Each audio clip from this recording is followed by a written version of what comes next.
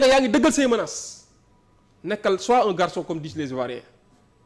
bu boobaa ma wax li Macky Sall la waxoon rek loolu suñu kanam la nekk. Est-ce que vous n'avez pas peur pour la vie de Ousmane Sonko? La peur pour la vie de Ousmane Sonko. ñun jël nañ suñuy matuwaay mais kaay ma wax la benn mbir. yan matukaay fii laa koy waxee. Ousmane Sonko ji nga bakkenam pour man moo gën a précieux bakkenu kenn bu koy jéem a faagaagal te Macky Sall ak ñi mu àndal ils ont intérêt même à sécuriser Ousmane Sonko ne serait-ce que pour la stabilité de ce pays Macky Sall ak ñi mu àndal ak nguur ak kuréelam ak ngiram ils ont intérêt à ce que karaw bopp Ousmane Sonko jóge ci bopp Ousmane Sonko te li may wax xam nañ man xam naa gis nga buñ fi deful leneen lu dul loolu mu ngi sunu kanam. mais débat politique bi jamono ji maître dafa mel ni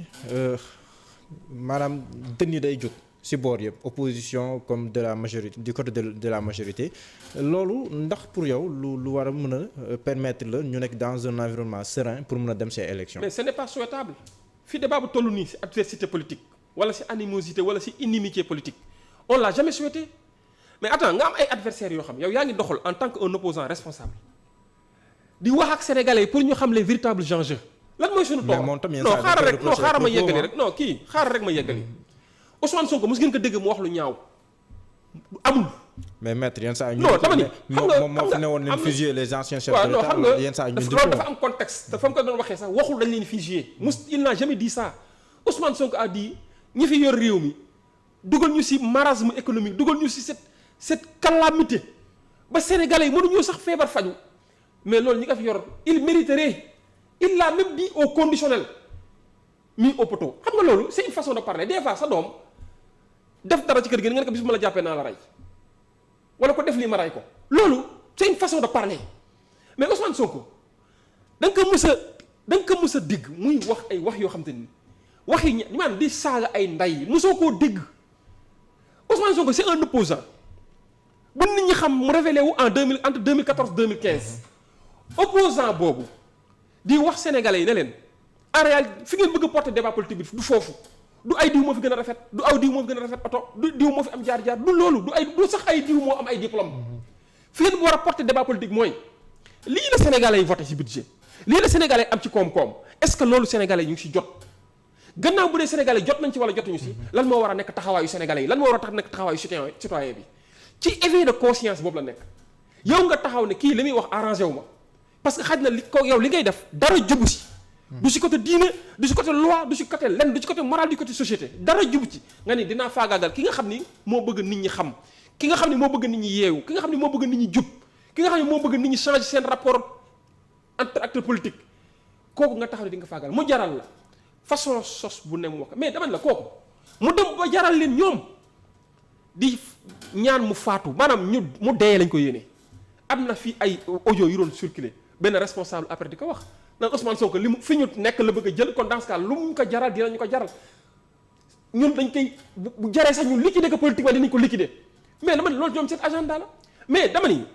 yaa ma laaj nam pourquoi dënn yi jóg pourquoi bu ñu ko éviter bu fekkoon ay rapports civilisés la dañoo nekk dans la normalité ñun au moins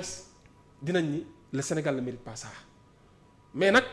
nañu bàyyi nit di tooñ yorob yat di dóore ñu naan kan ki ñi dóor na bàyyi yuuxu yi wala na bàyyi bu mu fayu en attendant ñu réglé ko te teewuñu ki yor yat di dóore nekk teel sa yat bi wala sax ñu nangu yat bi ci moom dóor ko ba mu xam ne dóoree dafa metti foofu la ñu war a wax te ñu arrêté tamit Mohamed te ñu arrêté yenn traitement yu ñuy def de l'opposition et c'est à tort opposition bi ay nit yu responsable man des fois su ma gisee Khalifa Sall Déthié Fall gis Cheikh Tidiane Dièye ñeneen ak ñeneen Cheikh Bamba Dièye gis Ousmane Sonko ak ñeneen ak ñeneen sama xol day sedd wallahi ku ci nekk Macky Sall dama ni woo na la pour dugg la ci gouvernement nga lànk à commencer par Déthié Fall jamono ji Idrissa Seck di dugg dem ci gouvernement bi di rejoindre la mouvance présidentielle gis ne moom député la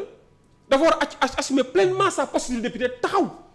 ne leen la Idrissa Seck waxoon démb moo valable jusqu'à aujourd'hui la vision de Macky Sall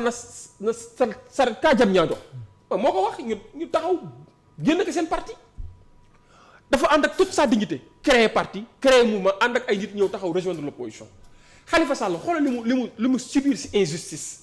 xoolal liñ ko def ci boddi xante ñàkkal ko doole sappi ko ci mairie bu Dakar ñu naan jël nga dàq ko biir assemblée nationale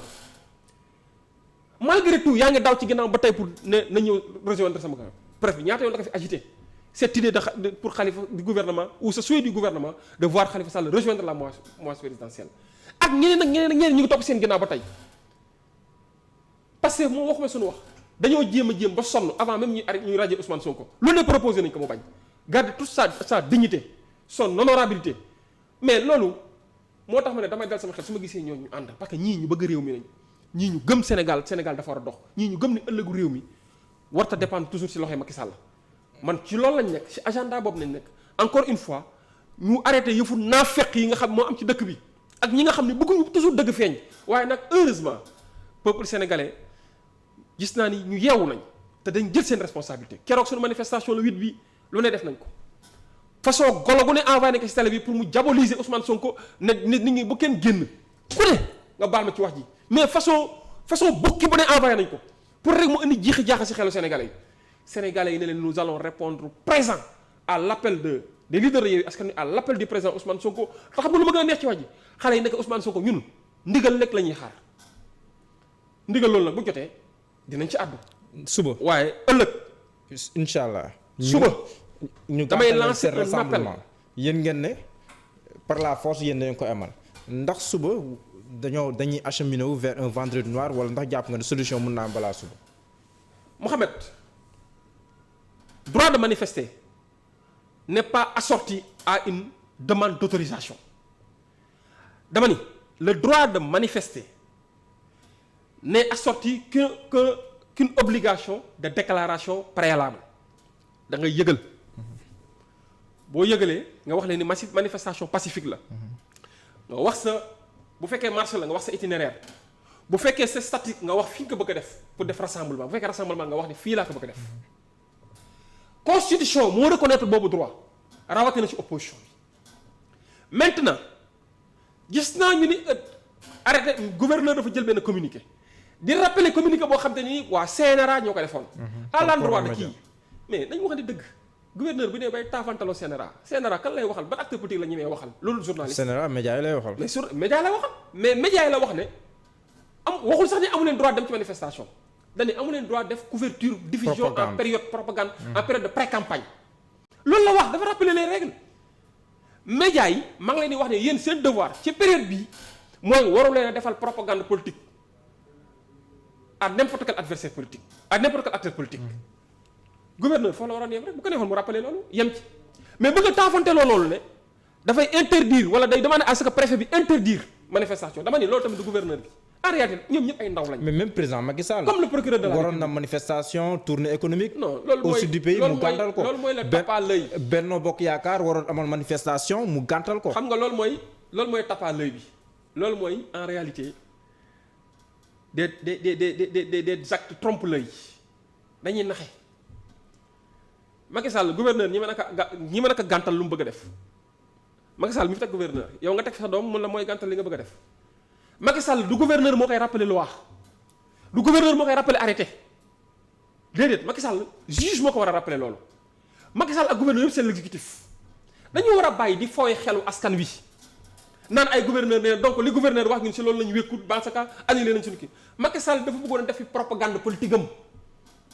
des fois da koy def en terrain hostile parce que xam na ni Sénégalais yi bëgguñu ko bu demoon nit ñi takk seen morceau yu xonk yuuxoo ko loolu moo am. mu dem ba gis ne le moment n'est pas favorable pour faire toutes ces activités parce que ak campagne déguisée la bëggoon a commencer am na tous les bulletins de renseignement yi ko wane Sénégal yi bëgguñu la. surtout bon dans le sud du pays la ko bëggoon def. bu ñu taafantaloo ay mbir la preuve fan yi passé dem na France gis nga ni ko Sénégalais de la France accueillir ak ay brassards rouges ak ay yuuxoo loolu rek jot na te loolu rek fa la jógee ne kon nañ jéem a dakkal lépp parce que xam nañ terrain bi neexul ci moom nit ñi doyal nañ ci moom sëkk. maintenant dama ni li Abdou Diouf waxoon rek laay wax dans ses mémoires de président mu ni un président il doit savoir partir pendant qu'on l'aime pendant qu'on vous aime alors que tu es encore président il faut savoir partir di nga Sénégal waroo fee toog ba nit ñi bañ la ba nit ñi di la yéene sax lu bon ngay doog a dem loolu c'est n'est pas du tout bien Macky Sall encore une fois ma koy lancer un appel solennel de savoir partir pendant que les Sénégalais ont de l'estime. mais yéen ndax bëgg ngeen jàmm yéen waa Yewwi Askan Wi. ñun par ñoo la exemple ñu gàntale manifestation ngeen ne par la force yéen suba da ngeen di manifester. waaw xam nga maa ngi doon wax ci li ñu constitution may te li ñu constitution may Macky Sall mën nañu ko xañ ministre de l'intérieur mën nañu ko xañ gouverneur mën nañu ko xañ. mais préfet li mu wax léegi ñaari mbir la wax tamit. xam nga trouble à l'ordre public. ak tamit wàllu propagande bi ñuy tere ci jamono jii nii. xam nga loolu moo tax. waaw ci nga y a même une jurisprudence de la Cour suprême de la chambre administrative ci yoo xam ne yu récent la benn bi ay benn kuréel bu yor ci wàllu consomériste yi beneen bi je pense que Alioune Tine la am na beneen boo xamante ni je pense que maître Abdoulaye Tine sax yor na ko bu wax ni administration amul droit di jéem a xañe droit boo xam constitution moo la ko may. ba pare nga indi motif kii boo xam ne prétexte boo xam ne motivé woo ko. menace de trouble à l'ordre public mooy lan. mais fii ko fi taxaw ne damay woote ñi taxaw ma waxtaan nga ni menace de trouble à l'ordre public. mais bu fekkee loolu am na mu ne jàpp nañ rebelle. mais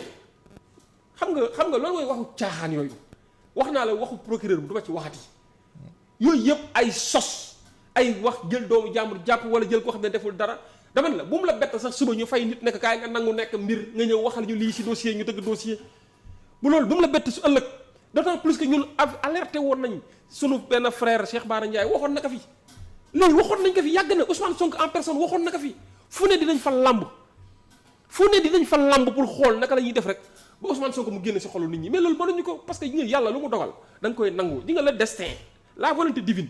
on l'accepte on ne se l'impose pas on l'accepte mais ñi nag nangu ndogalu yàlla mooy seen problème. yéen est-ce que yéen a ngi sóoraale les conséquences est-ce que yéen a ngi sóoraale les conséquences d'une manifestation forcée. est-ce que tam yoo manifestation forcée amu ci dama lay wax ne la conformément à la décision de la conférence des leaders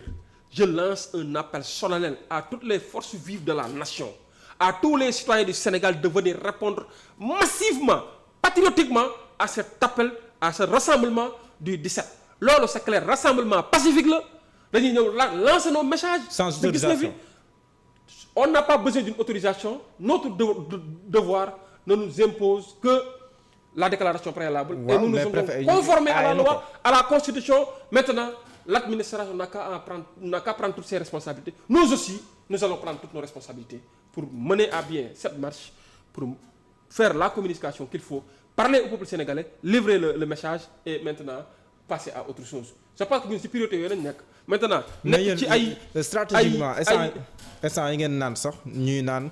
seen leader yi dañuy xoolaat seen sécurité est-ce que yéen sax stratégiquement seen leader war nañoo génn ci benn contexte boo xam ne nii wala ci ay jamono yoo xam ne nii marche wala boog manifestation interdite la nga xam ne dañuy dóore lacrymogène fu nekk ku nekk mën a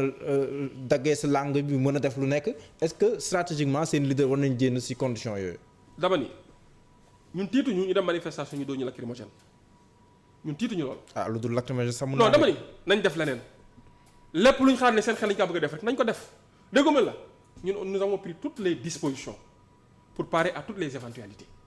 waaye dama ni peuple sénégalais. alors yéen a ngi koy sóoraal. non dama ni peuple sénégalais sax moo dul seetaan yaakaar naa image yaa ngi nii ngay gis lii ku mu yeewul dara du la yee sénégalais yaa ngi noonu sa force de défense et de sécurité ñu ngi noonu leader yaa ngi noonu comme moom dafa mën bay def na def les sénégalais vont apprécier. beneen mbir boo xam ne nii indi na coow mooy photo wu tête de liste Yewwi Askan Wi.